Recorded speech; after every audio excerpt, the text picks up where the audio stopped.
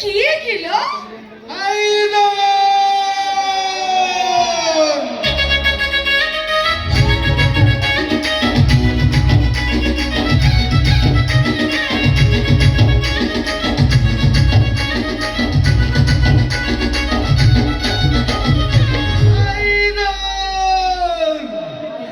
उसका छोटा भैया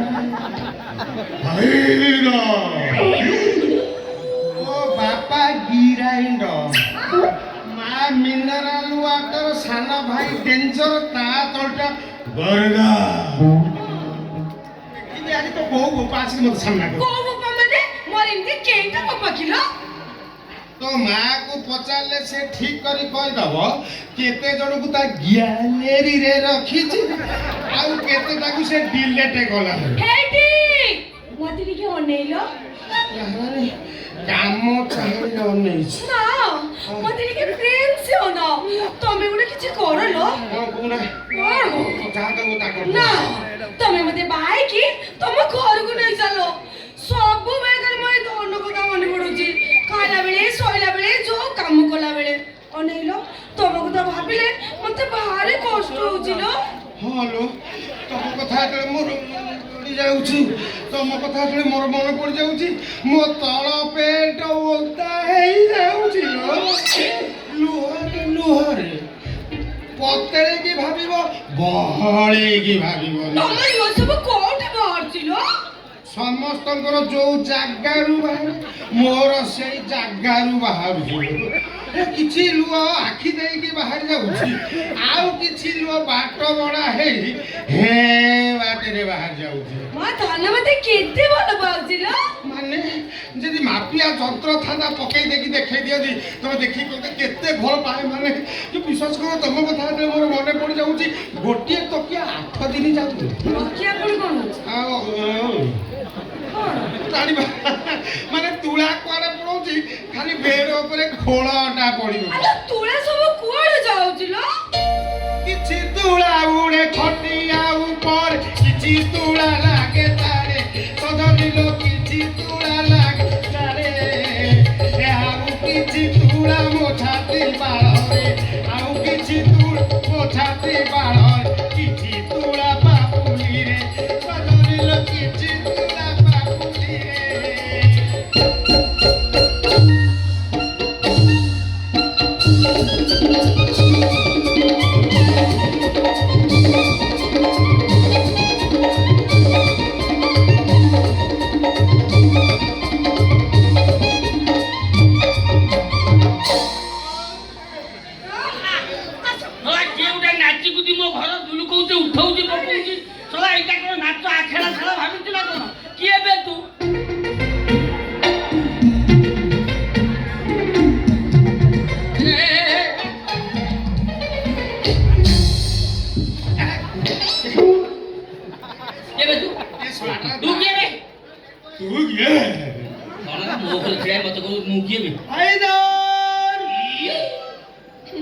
साना भाई भाई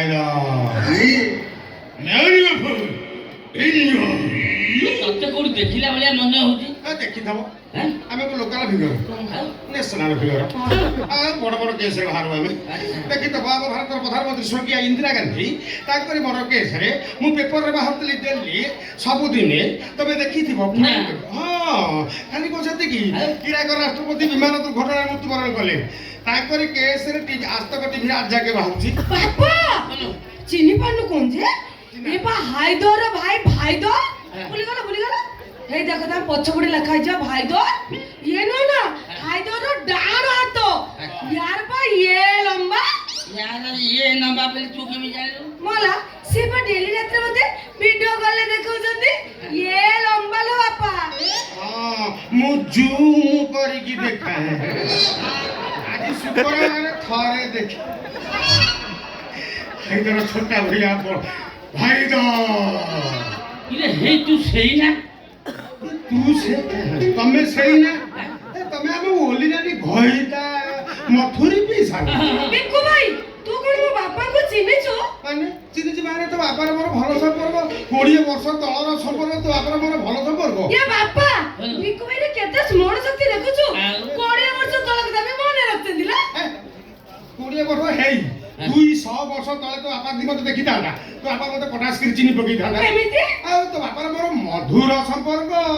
ଓ ବାପା ତୋ ହାତ ଧରି ତୋ ଗୋଡତଳେ ପଡୁଛି ସେ ଯୋଉ ମଧୁର ସମ୍ପର୍କ କଥା ମନେ ପକାନା ନା ନା ନା ମନେ ପଡିଲା ବେଳକୁ ମୋ ଦେହ ହଲୁସି ଯାଉଛି ଆଉ ଉଠିବନି ପୁଲିସ ଉଠିବ ସେ କଣ ଆମର ଯାଇତେ ସମ୍ପର୍କ କି ସମ୍ପର୍କ? ସେ ଆମର ବାଇଗଣ ତିଆରି ସମ୍ପର୍କ କଣ ମୋ ବାପା ସାଙ୍ଗରେ ତମର ବାଇଗଣ କିଆରି ସମ୍ପର୍କ? ନା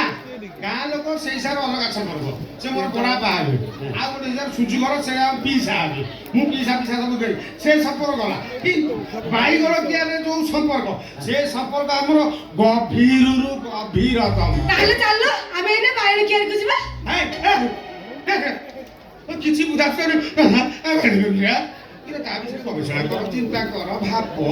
ଅନୁଧ୍ୟାନ କର ତାପରେ ତମେ ନିଜେ ଚିନ୍ତା କର ମୋର ବାଇଗଣ କିଆରି ଯିବା ଉଚିତ କହୁଛି ଠିକ ଅଛି ମତେ ତାହେଲେ ବାଇଗଣ କିଆରି ଗପ କୁହଲୋ। ଷ୍ଟୋରିଟା ଭଲ ଶୁଣିଲେ ଭଲ ଲାଗିବ ମନେ ରଖିଲେ ଉପକାର ହବ ପରୀକ୍ଷାରେ ପଡିବ ମଉସା ମୁଁ କହିବି କିନ୍ତୁ ମୋର ବା ଡେଇଁବା ଅଭ୍ୟାସ ଅଛି ନାଇଁ ତୁ କହ ଯଦି ଡେଇଁ ପଡିବୁ ମୁଁ ମାରି ବସିବି ଧରି ପକେଇବ କେତେ ମସିହା ଘଟଣା ଏଟା 1999 ମସିହା ଓହୋ ଯୋଉ ମସିହାରେ ବାତ୍ୟା ଥିଲା। ଝିଅର ଅଛି ମୁଁ ଯାହାର ନାହିଁ 1999 ମସିହା ଡିସେମ୍ବର ମାସ ପ୍ରବଳ ଶୀତ ହାଟ ଭଗା ଶୀତ ପ୍ରବଳ ଶୀତ ହଉଥାଏ ତ ବାପା ମୁଁ ଚିନ୍ତା କରୁ ବାଇଗଣ ଚୋରି କରି ନେଇ ମାର୍କେଟରେ ବିକିବୁ ସେଇ ବର୍ଷ ବାଇଗଣ ଭଲ ରେଟ୍ ହେଇଥାଏ ମୋତେ ଫଳ ଫଳିଥାଏ ମାନେ ବଢିଆ ଫଳ ଫଳିଥାଏ ସେ ଚିନ୍ତା କଲୁ ଆମେ ତ ବାପା ମୁଁ ଯାଇକି ବାଇଗଣ କିଆରି ପାଖରେ ପହଞ୍ଚିଗଲୁ ତ ବାପା ଖଦି ଖୋଲିଦେଲା ମୁଁ ପେଣ୍ଟ ଖୋଲିଦେଲି ତାପରେ ଆମେ ବାପ ଦି ଜଣ ଯାକ ବାଇଗଣ କିଆରିରେ ପଶିଲୁ ତ ବାପା ଦେହ ସାରା ରକ୍ତ ମୋ ଦେହ ସାରା ରକ୍ତ ବାଇଗଣ କିଆରିରେ କଣ୍ଟା ଗୁରା ହେଇଛି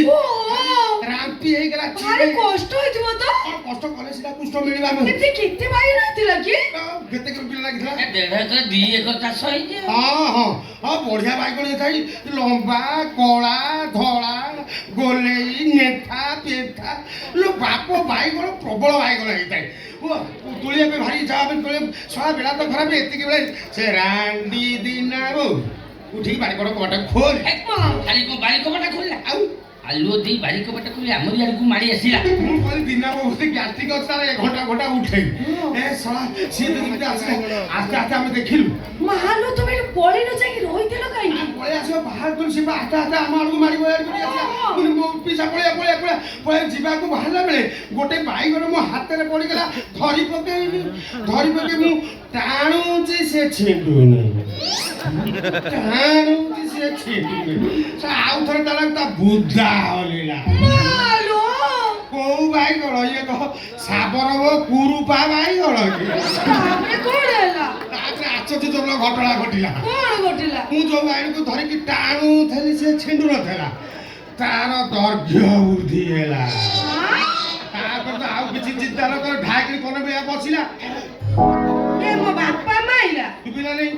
ମତେ ଶିଖେଇକିରି ବାଇଗଣ ଚୋରି କରିବାକୁ ମୋର ଯୋଉ ଅବସ୍ଥା ହେଲା 8 ଦିନ ମୁଁ ସଜା ସାରିଗଲି ତୋ ମା ମତେ ଛାଡି ତା ବାପ ଘରକୁ ପଳେଇଲା ଏ ବାଇଗଣ ପାଇଁ ବାପା ପଳେଇଛି ଆଉ ମୋ ବାପା ତ ସେ ମଞ୍ଜି ଆଉ ମିଳୁନି ବୋତଲ ପଡୁଛି ତ ହାତ ରହୁଛି ସେ କଥା ଆଉ ମନେ ପକାନା ତୁ ମୋ ଘରକୁ ଗଲୁ ନା ମୁଁ ଯିବି କିନ୍ତୁ ମୋ ମନରେ ଅବଶୋଷ ରହିଲା କଣ ଅବସରରେ ମୁଁ ତ ବାଇଗଣଟାକୁ ଧରିକି ଟାଣୁଥିଲି ସିଏ ଛିଣ୍ଡୁ ନଥିଲା ସେଟା କୋଉ କିସମର ବାଇଗଣ ତୋ ମା ଘଇତା